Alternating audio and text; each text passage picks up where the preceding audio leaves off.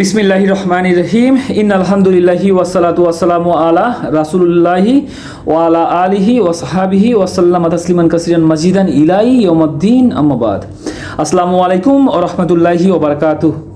আল্লাহ তাআলা সূরা বাকারার 163 নম্বর আয়াতে বলতেছেন, আর তোমাদের ইলাহ এক ইলাহ, তিনি ছাড়া কোনো ইলাহ নেই, তিনি অতি দয়াময় পরম দয়ালু। এখানে আল্লাহ তাআলা আল্লাহর পরিচয় দিচ্ছেন যে তোমরা যে আছো, আমরা যে মানুষ আছি, তোমাদের ইলা এক ইলা, তিনি ছাড়া কোনো ইলা আর নেই। এই এক ইলা ছাড়া আর কোনো ইলা নাই, তিনি পরম দয়ালু দয়াময়। আচ্ছা, এই আয়াতটি তাফসীর এভাবে করা হয়েছে যে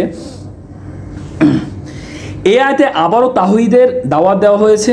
তাওহীদের এই দাওয়াত মক্কার মুশরিকদের জন্য বোধগম্য ছিল না। যারা বিধর্মী ছিল, মুশরিক ছিল, তাদের জন্য বোধগম্য ছিল না। তারা বলল,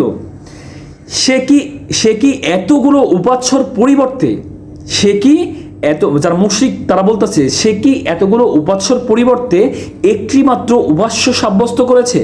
নিশ্চয়ই এটি এক বিস্ময়কর ব্যাপার। তখন মক্কার মুশরিকরা এই ধরনের কথা বলেছিল। এই কথাটাই আল্লাহ তাআলা তুলে ধরেছেন যে সূরা সাদ এর 5 নম্বর আয়াতে। তো এখনও আমি বিধর্মী যারা ভাইয়েরা আছে তাদেরকে বলতেছি যে আল্লাহ এক আল্লাহ যথেষ্ট। এতগুলো উপাস্য করার মতো মানে রবের দরকার নাই। তো দরকার আছে?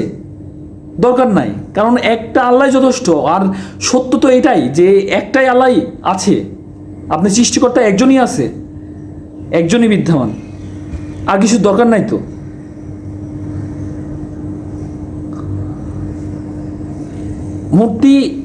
মূর্তি পুজো বাদ দেন, খুবই ভয়ঙ্কর একটা জিনিস।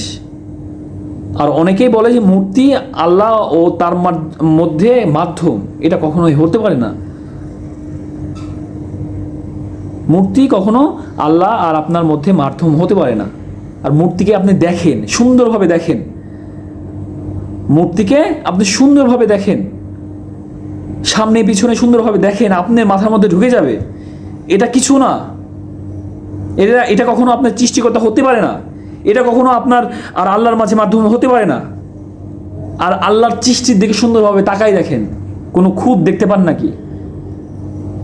আপনার দৃষ্টিগোচর কোনো কিছু হয় নাকি? দেখেন, সুন্দরভাবে তাকায় আল্লাহর সৃষ্টির দিকে দেখেন।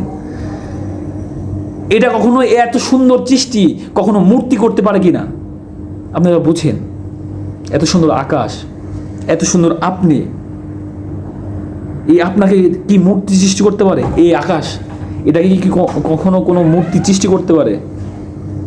সবাইকে বোঝার মতো তৌফিক দান করুক আল্লাহ। রাসূলের মাধ্যমে যা পাঠিয়েছে তা গ্রহণ করা এবং বিশ্বাস করা এবং তার উপরে আমল করা তৌফিক দান করুক।